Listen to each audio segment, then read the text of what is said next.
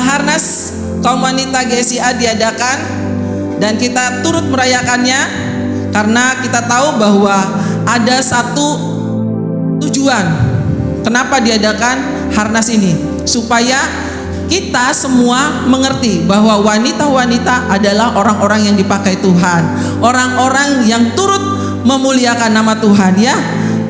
Jadi misi dari kaum wanita adalah mengembangkan model pelayanan wanita yang alkitabiah, berkomitmen melahirkan menjadikan wanita Gereja Sidang Jemaat Allah terpuji yang berdampak kepada pertumbuhan dan pengembangan gereja lokal dan kesejahteraan masyarakat sekitarnya. Amin. Jadi visinya adalah wanita terpuji GSIA itu adalah terpuji, apa? Terpuji. T-nya adalah takut akan Tuhan. Amin. Wanita GSIA adalah orang-orang yang takut akan Tuhan. Yang ke E-nya empati, R-nya rajin, P-nya produktif, U-nya unggul, J-nya jeli, I-nya inspiratif. Jadi kalau kita males-malesan, tidak termasuk wanita terpuji. Kalau kita tidak menghasilkan sesuatu, bukan wanita terpuji. Terakhir adalah inspiratif, ya, sesuai dengan tema tahun ini. Wanita terpuji GSIA mengambil tema Inspiring Mom, wanita yang menjadi inspirasi, ibu yang menginspirasi. Wah, hebat sekali, amin. Amin. Tadi kita lihat parodinya sudah sangat luar biasa, ibu-ibu menggambarkan bagaimana seorang janda yang banyak utang itu bisa menginspirasi, ibu yang menginspirasi, ya. Tetapi berhubung di sini yang hadir bukan ibu-ibu aja, ada bapak-bapak, ada anak-anak, ada om-om, ada pakde, ada simbah, ada ciwi-ciwi juga. Kita semua harus menjadi orang-orang yang menginspirasi, ya. Memang ini untuk kaum wanita, memang ini tema kaum wanita, tetapi firman Tuhan ini untuk kita semua. Bagaimana kita menjadi orang yang dapat menginspirasi. Inspiring mom itu artinya ibu yang menginspirasi adalah ibu yang mampu menjadikan batu-batu sandungan yang ada di hadapannya sebagai batu-batu pijakan untuk ia dapat melompat lebih jauh. Jadi artinya menjadi orang yang menginspirasi itu adalah ketika kita menghadapi tantangan, batu hambatan, kita melihat itu bukan sebagai hambatan, tetapi kita melihat itu sebagai batu loncatan sehingga kita lebih lagi jauh ke sana, melangkah lebih jauh ke sana sehingga orang dapat melihat, wow, ternyata ketika dia menghadapi masalah, ketika dia mengalami tantangan, ternyata dia semakin maju, dia semakin memiliki kapasitas yang luar biasa. Amin. Demikian juga kita, saya percaya kita adalah daddy yang inspiring. Amin. Kalau mam pasangannya daddy dong, ya kan? Ada anak-anak yang juga menjadi inspirasi. Amin, anak-anak. Hidupmu berbeda dengan teman-temanmu. Amin.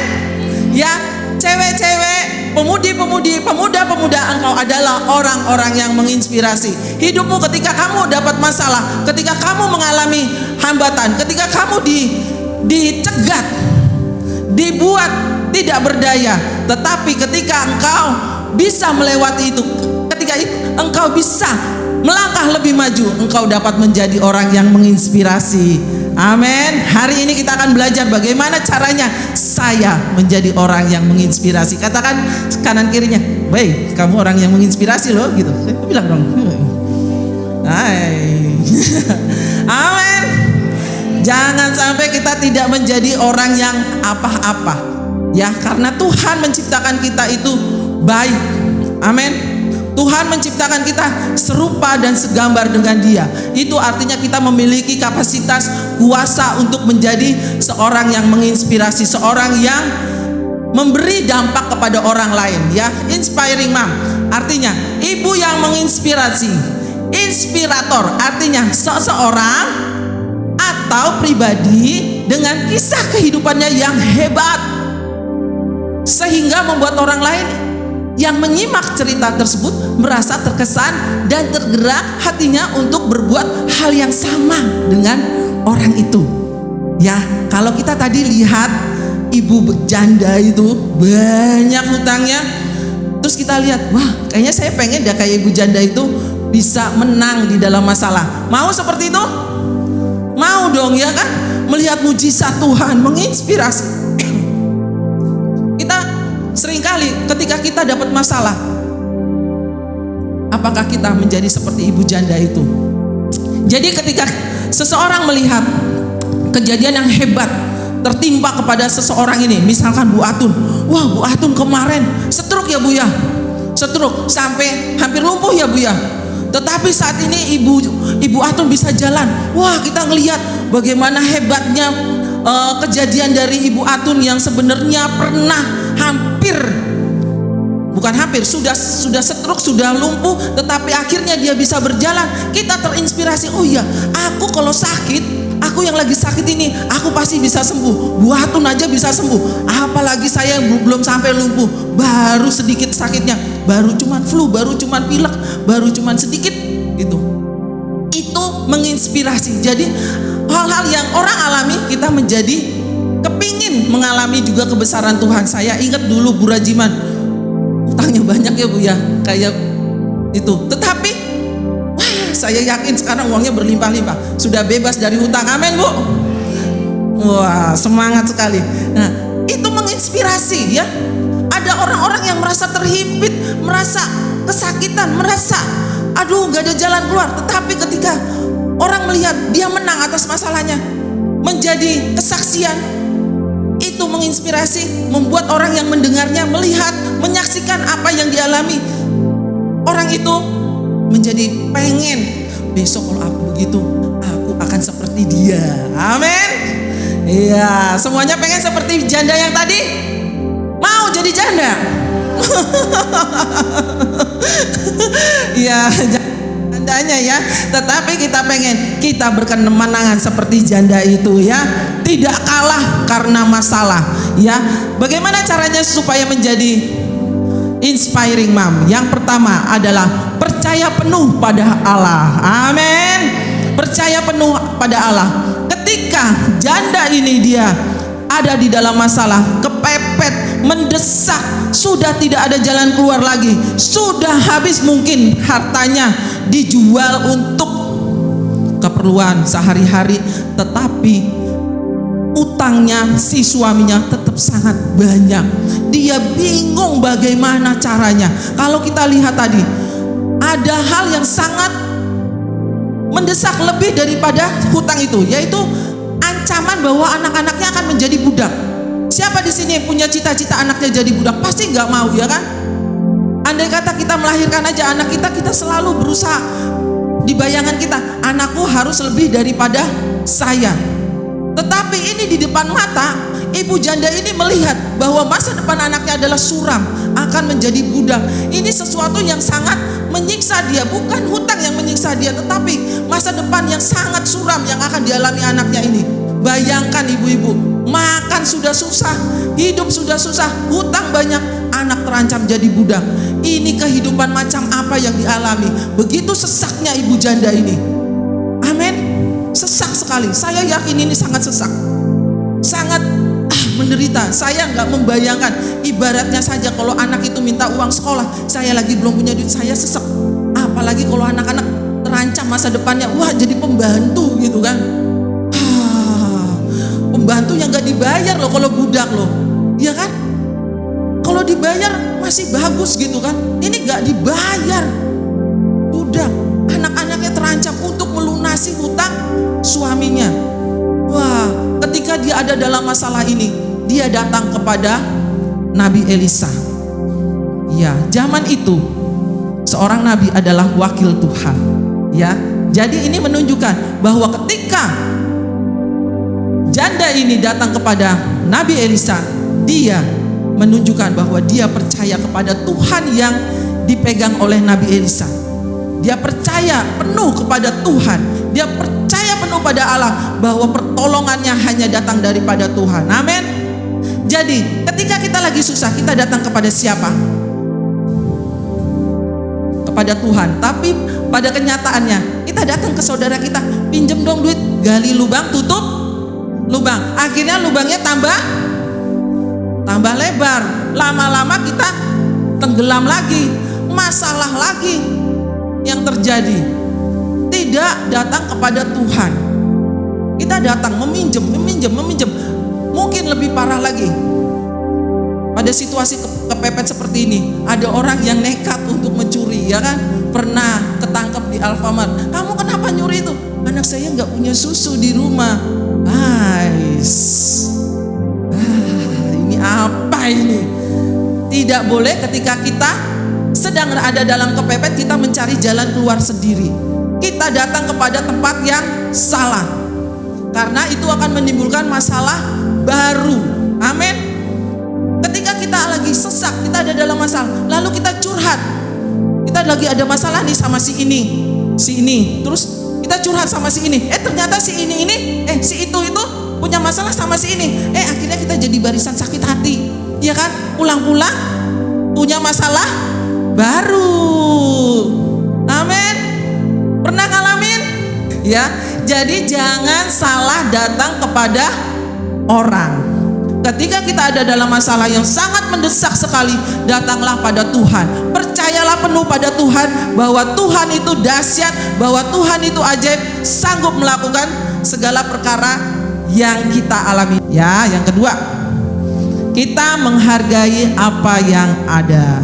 Hambamu ini tidak punya sesuatu apapun di rumah kecuali sebuah buli-buli berisi minyak. Ya, jadi wanita terpuji yang menjadi inspiring mom kita yang ada di sini, wanita, laki-laki, anak-anak, remaja, dewasa. Kalau kita mau menjadi orang yang menginspirasi, kita harus menghargai apa yang ada pada kita. Ya, wanita ini ketika ditanya sama Nabi Elisa tadi, ditanya, hambamu sudah tidak punya apa-apa, gitu. Wah, sedih sekali, sudah tidak punya apa-apa. Tetapi dia menghargai yang sedikit itu, yang hanya itu saja. Hargai. Ya, jadi memang ketika kita ada dalam masalah yang sangat besar, yang sangat mendesak, kita merasa sendirian. Iya. Kita merasa tidak punya apa-apa. Iya. Kita merasa apa yang kita punyai itu tidak ada nilainya. Iya. Tetapi kita harus menghargai itu sebagai sumber daya kita untuk kita bawa kepada Tuhan, bahwa itu dapat dipakai Tuhan menjadi alat kita melewati batu ujian yang sedang kita alami. Amin. Jadi jangan berpikir saya nggak punya apa-apa. Ketika kamu masih sehat, kamu punya sesuatu. Jadi hargai segala sesuatu yang kau punyai. Jangan melihat saya tidak punya apa-apa, saya bodoh, saya gak punya keterampilan apapun, saya gak sekolah, saya gak punya modal, saya gak punya duit, saya gak punya rekan, saya gak punya orang yang dapat saya andalkan untuk memberikan pekerjaan kepada saya. Tidak. Amin. Kita bisa berdiri di atas kaki kita kalau kita bersandar penuh pada Tuhan. Kita percaya penuh kepada Tuhan. Amin. Jangan biarkan diri kita ini merasa tidak berdaya. Masih ada Tuhan bagi kita. Amin. Kita masih memiliki sesuatu. Apa yang ada padamu, hargai itu. Hargai. Amin. Hargai. Jangan menganggap itu sesuatu yang tidak berharga. Ini janda ini cuma punya minyak. Mungkin kalau dipakai buat goreng udah habis, ya kan? Minyak udah habis. Habis itu udah tamat riwayatnya. Tetapi ketika dibawa kepada Tuhan, itulah yang menjadi jalan keluar. Dia bisa membebaskan diri dari ancaman perbudakan anak-anaknya. Ya, jangan-jangan apa yang engkau anggap tidak berharga itu sesungguhnya itu adalah jalan Tuhan. Amin. Amin. Yang ketiga, bagaimana kita menjadi seorang yang menginspirasi adalah taat. Amin. Taat. Yuk kita baca firman Tuhan. Lalu berkatalah Elisa, pergilah, mintalah bejana-bejana dari luar, daripada segala tetanggamu, bejana-bejana kosong, tetapi jangan terlalu sedikit. pergilah perempuan itu daripadanya, ditutupnyalah pintu sesudah ia dan anak-anaknya masuk, dan anak-anaknya mendekatkan bejana-bejana kepadanya, sedang ia terus menuang. Kemudian pergilah perempuan itu memberitahukannya kepada abdi Allah, dan orang ini berkata, pergilah, juallah minyak itu, bayarlah hutangmu, dan hiduplah dari lebihnya engkau serta anak-anakmu. Amin. Di sini yang ketiga, ketika kita mau menjadi orang yang menginspirasi, kita adalah harus menjadi orang yang taat kepada firman Tuhan, taat kepada petunjuk Tuhan. Ya, iman tanpa perbuatan pada hakikatnya adalah mati. Ya, ketika kita percaya kepada Tuhan, janda ini datang kepada Nabi, dia percaya bahwa Nabi akan berikan firman Tuhan kepadanya yang akan menjadi petunjuk bagi jalan keluar bagi masalahnya. Dia percaya itu. Dia bilang, bagaimana, apa yang harus aku lakukan? Nah, Nabi bilang, apa yang ada padamu? Gak ada, saya cuma punya minyak dalam buli-buli. Lalu Nabi ini berkata, pergilah, minta bejana-bejana kosong kepada tetanggamu, tapi jangan sedikit. Ya, lalu tutup pintu, isi minyak itu ke dalam bejana-bejana itu. Nah, ketika dia percaya, dia datang, dia percaya, lalu menerima firman Tuhan, menerima petunjuk yang harus dia lakukan untuk keluar dari masalahnya, dia taat. Dia apa? Taat. Dia melakukan petunjuk itu. Ya, dia melakukan petunjuk itu. Iman tanpa perbuatan adalah mati. Ketika engkau sudah dapat firman Tuhan, petunjuk yang Tuhan berikan kepadamu, lalu engkau tidak mentaatinya, tidak akan terjadi sesuatu apapun di dalam kehidupanmu. Mujizat tidak akan terjadi, jalan keluar tidak akan terjadi. Amin. Tapi kalau engkau taat, engkau melakukan sesuai dengan petunjuk yang Tuhan berikan, akan terjadi mujizat. Ketaatan adalah batu uji bagi umat yang percaya. Itu batu uji, gak masuk akal. Apa? Gak masuk akal. Disuruh minta. Jelas-jelas loh, si janda ini bilang, minyakku tuh sedikit, bukan punya pabrik minyak, bukan. Minyakku sedikit, itu pun ada di dalam buli-buli. Kalau di sini tadi kita lihat bandingannya adalah botol dengan galon, tidak masuk akal. Petunjuk yang diberikan oleh Elisa tidak masuk akal, tetapi wanita ini taat. Ketaatan adalah batu uji bagi umat percaya. Ya, ketika kita melihat, kita mendengar firman Tuhan, kayaknya nggak masuk akal deh Tuhan. Enggak. Terus aku ngambil keputusan, nggak usah dilakukan lah, nggak masuk akal, aneh. Koen aneh Nabi Elisa, nggak pakai. Kayaknya ada nabi yang lebih tokcer dari kamu. Coba kalau begitu, bagaimana? Nggak ada. Ketika kita percaya kepada Tuhan, firman Tuhan datang kepada kita, lakukan dengan taat. Ya, kemarin saya waktu ikut pelatihan KKA, Pastor Mike bilang bahwa kedewasaan rohani seseorang itu bukan dilihat dari pengetahuannya yang banyak tentang Alkitab, bukan, tetapi dengan ketaatan. Amin. Engkau dewasa atau tidak dilihat dari ketaatan. Ketika engkau mendengar firman Tuhan, kasihilah musuhmu. Gak masuk akal, dia tuh jahat melulu sama saya. Enggak. Itu gak masuk akal, dia mah gak bakal berubah. Yakin deh. Terus ngobrol sama sesama barisan, sakit hati. Ya. Ketika kita disuruh untuk mengasihi, kita harus mengasihi. Ketika kita disuruh untuk memberi, kita harus memberi. Ketika kita disuruh Tuhan untuk melakukan firman Tuhan, harus kita taati dengan tepat. Dengan apa? Tepat. Dengan akurat. Dengan apa? Akurat. Jangan ada variasi. Jangan ada apa? Variasi. Ini kemarin saya nonton film Abraham, Ishak. Di situ Abraham menerima janji, Kamu akan menjadi bapa bagi bangsa-bangsa, bagi bangsa yang besar. Amin. Keturunanmu akan menjadi seperti bintang di langit, seperti pasir di laut. Amin. 10 tahun gak ada anaknya. Kira-kira janjinya terbukti? Udah 10 tahun anaknya gak lahir loh. Dari dia menerima janji itu mulai ragu sama firman Tuhan. Lama banget di Tuhan dijawab-jawab. Katanya ada firman Tuhan yang bilang saya akan menjadi bapak bangsa yang besar. Mana buktinya? Sampai sekarang istri saya nggak punya anak, nggak melahirkan. Lalu datanglah si Sarah yang sangat pinter ini, bilang mengadakan variasi, mengadakan improvisasi dengan janji Tuhan, dengan bilang apa? Tuhan kan sudah janji sama kamu, ya kan? Iya. Katanya kamu mau jadi bapak bangsa yang besar ya? Iya, katanya Abraham. Ya udah kalau gitu, nih kan aku udah tua, udah mati haid, ya kan? Ya, tapi janji Tuhan pasti tetap digenapi. Sarah, katanya Abraham. Udah, gak usah dipikirin, gak usah. Sekarang ini nih, hambaku, pelayanku Hagar, udah kamu nikah sama dia jadi istrimu, nanti dia melahirkan anak, itu yang jadi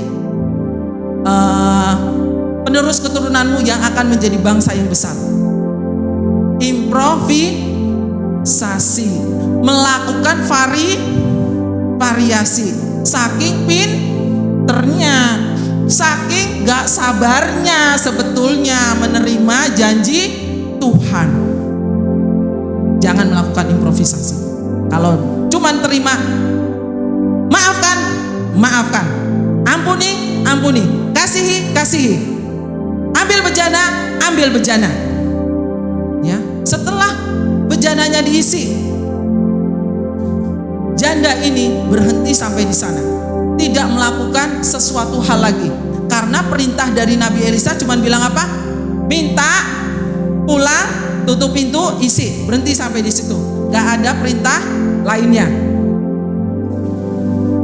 Ya, tidak ada perintah lainnya. Dan janda ini tidak melakukan improvisasi. Janda ini tidak melakukan variasi. Dia berhenti sampai di situ. Dia datang kepada Nabi Elisa lagi. Udah saya lakukan, Pak Nabi. Selanjutnya apa ya? Selanjutnya kamu jual, kamu bayar hutang, dan hiduplah dari lebihnya. Terkadang masalah yang kita alami tambah besar karena kita melakukan variasi, ya, karena kecerdasan kita, bukan karena ketidaksabaran kita. Amin. Makanya jangan lagi melakukan lebih daripada yang Tuhan perintahkan. Apa yang Tuhan katakan hanya sampai di situ saja. Taat dengan secara akurat, tidak ditambah-tambahin. Taat. Bejana-bejana itu bukan bejana-bejana yang enteng ya. Bejana-bejana itu bejana nih, kayak bejana itu tuh kayak gini lah ini ya. Nih, berat, terus gentong ya. Itu bentuknya kayak gentong gede-gede. Karena Elisa tadi bilang bejana-bejana, bukan buli-buli. Yang disuruh diminta itu bejana. Jadi ukurannya lebih besar dari buli-buli. Itu buat ngangkat air. Jadi perempuan-perempuan zaman itu kalau ngambil air pakai bejana dibawa. Bayangkan itu terbuat dari tanah liat. Lalu disuruh minta yang banyak, itu berat. Dapat satu dari tetangga ini bawa. Jangan lupa rumah di sana waktu itu masih jarang. Jadi kemungkinan rumahnya di sini, yang satunya di sana, jauh lagi di sana. Bayangkan betapa lelahnya. Amin. Tetapi dia mau melakukan, dia taat. Ya, betapa lelahnya. Dia taat melakukan, dia tidak melakukan improvisasi. Ya. Kayaknya enak kalau berhenti ya cuma di taat aja, tetapi ternyata ada poin yang selanjutnya. Menjadi orang yang inspiratif itu adalah orang yang mau bekerja keras. Ya, ketika ada dalam masalah, mudah bagi wanita ini untuk melakukan hal yang di luar keinginan Tuhan. Ya, bisa saja dia minta, bisa saja dia mencuri. Jalan Tuhan adalah jalan, bukan jalan kemalasan, tetapi jalan Tuhan adalah jalan di mana anak Tuhan harus memperbesar kapasitasnya. Amin. Jalan Tuhan adalah menginginkan agar anak Tuhan adalah orang-orang yang mau bekerja keras, banting tulang, ya. Bayangkan itu, jauh rumah zaman itu bukannya kayak kita sekarang sudah padat penduduk. Zaman dulu orang sedikit, sana sini jauh-jauh harus mintain satu.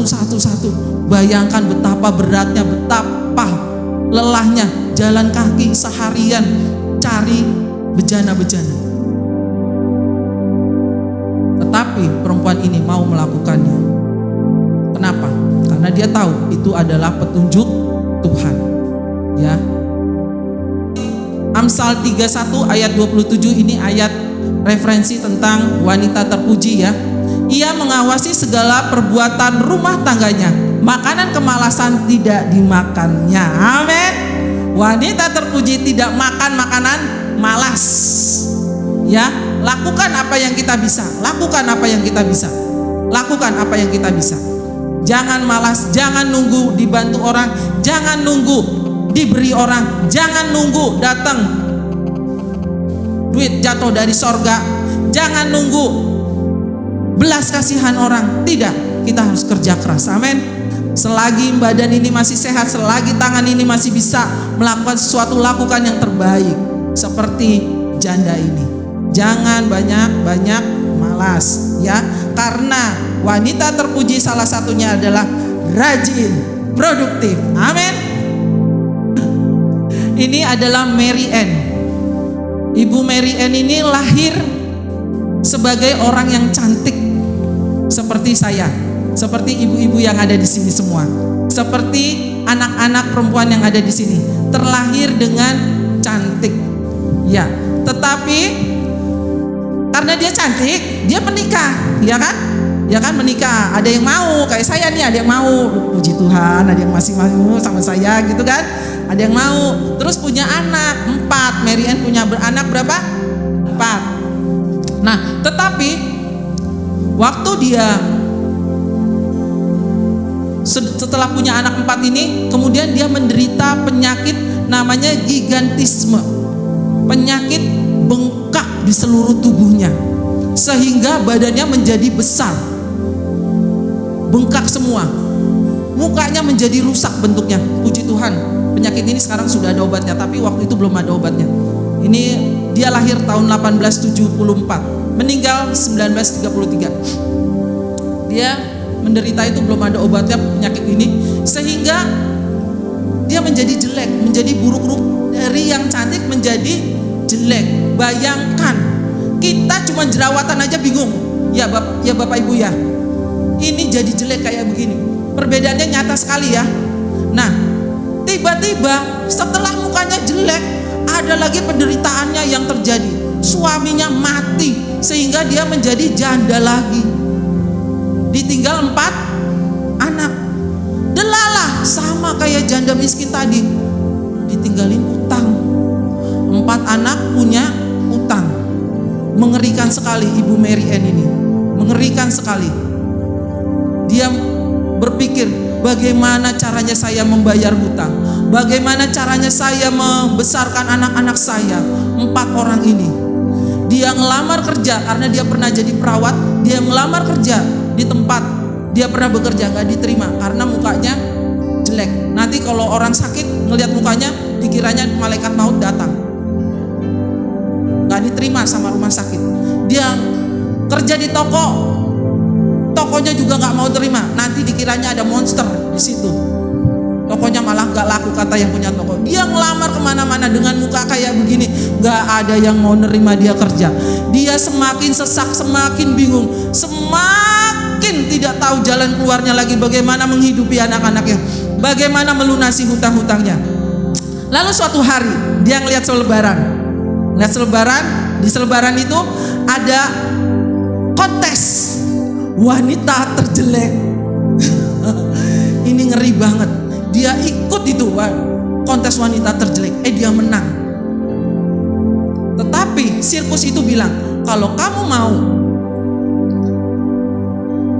mendapatkan hadiahmu dan mendapat pekerjaan dari saya, kamu ikut di dalam sirkus ini. Kamu saya pertontonkan sebagai wanita terjelek. Bagaimana rasanya ketika dia dipertontonkan di hadapan orang begini, dilihat sebagai orang terjelek. Bagaimana rasanya? Diketawain, diolok-olok, itu mental sangat down sekali. Tetapi dia mau melakukan itu. Untuk apa? Untuk membiayai anak-anaknya. Untuk apa? Untuk dia melunasi hutang-hutangnya. Jadi kalau kita bilang saya nggak punya apa-apa, Mary Ann, dia hanya punya muka jelek. Dia hanya punya muka jelek. Dia bisa keluar dari permasalahan hidupnya. Apalagi kita. Amin. Amin. Kita masih punya sesuatu. Ya. Berawal dari terpuruk, berakhir dengan bangkit. Berawal dari stres, berakhir dengan damai. Berawal dari murung, berakhir dengan sukacita. Berawal dari kebutuhan, berakhir dengan jalan keluar. Berawal dari masalah, berakhir dengan kesaksian. Saat ini apapun masalahmu, datanglah kepada Tuhan. Pasti ada jalan keluar. Hidupmu akan menginspirasi banyak orang. Ketika engkau mau taat, ketika engkau mau melihat bahwa Tuhan itu satu-satunya pertolongan. Ada satu hal yang kita lihat, bahwa ketika janda ini ada di dalam masalah, tidak sekalipun dia meninggalkan anak-anaknya. Tidak sekalipun dia meninggalkan anak-anaknya. Ketika dia ada dalam masalah, ketika dia mempercayai Tuhan, ketika dia taat kepada Tuhan, ketika dia bekerja keras, anak-anaknya ikut di dalamnya. Apa yang mau saya katakan?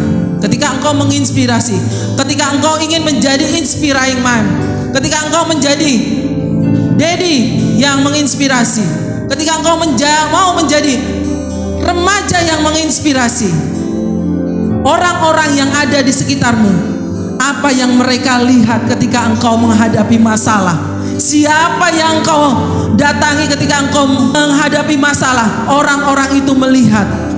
Orang-orang itu melihat. Anak-anak itu melihat. Apa yang kita wariskan kepada anak-anak kita? Wahai engkau ibu-ibu, ketika engkau ada di dalam kekurangan, ketika anak-anakmu nakal, ketika suamimu tidak sesuai dengan kehendakmu, apa yang kau perlihatkan kepada anak-anakmu? Inspirasi apa yang kau lihatkan kepada mereka? Bad mood, ngelokro, putus asa, ngamuk, seperti itukah? Atau engkau datang kepada Tuhan? Mereka melihat kita. Mereka melihat kita. Setiap tindak tanduk kita. Bukan hanya ibu-ibu di sini. Engkau kakek, engkau nenek, engkau anak-anak, engkau remaja, engkau pemuda. Orang-orang di sekitarmu melihatmu ketika engkau sedang ada dalam masalah. Apa yang kau perlihatkan kepada mereka? Apakah engkau menjadi orang yang menginspirasi, ataukah engkau justru memperlihatkan, mempertontonkan kalau anak Tuhan itu kalah? Tetapi dari kisah janda ini kita melihat bahwa janda ini memperlihatkan bagaimana tutorial hidup berkemenangan kepada anaknya, sehingga iman itu diwariskan kepada anak-anaknya. Pengenalan akan Tuhan itu diwariskan kepada anak-anaknya. Dia mengajak anak-anaknya untuk melihat bagaimana caranya saya percaya kepada Tuhan, bagaimana caranya saya taat kepada Tuhan, bagaimana caranya saya bekerja keras, bagaimana caranya saya menghargai apa yang ada pada saya. Itulah yang akan memberikan kemenangan. Itulah yang akan menginspirasi orang-orang yang ada di sekitar kita. Itulah yang akan menginspirasi anak-anak kita. Amin.